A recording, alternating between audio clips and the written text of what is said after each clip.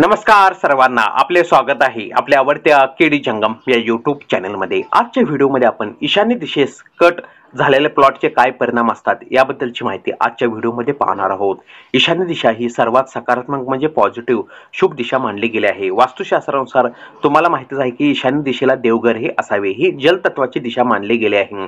ईशान्य दिशेला जर मुख्य प्रवेशद्वार हे अतिउत्तम ईशान्य दिशेचे मानले गेले आहे।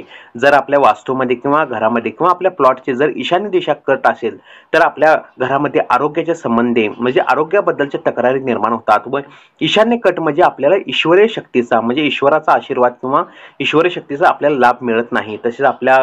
तसेच प्रगती करण्याचे म्हणजे भरभराटी करण्याचे विचार सुद्धा आपल्या मनामध्ये कधीही येत नाही। या दिशेला म्हणजे ईशान्य दिशेला ही जलतत्वाची दिशा मानली गेली आहे। जर तिथे जलतत्व जर घट झाले तर आपल्याला समृद्धीचा लाभ होत नाही व ईशान्य दिशेला म्हणजे वास्तुशांती झाल्यानंतर आपण ईशान्य दिशेला वास्तुपुरुषाचे डोक्याचे जे स्थान असते ते ईशान्य दिशेला असते। आजच्या व्हिडिओमध्ये आपण माहिती पाहिली की जर ईशान्य दिशेस कट झालेले प्लॉटचे काय परिणाम असतात। व्हिडिओ पाहिल्याबद्दल आभार, धन्यवाद।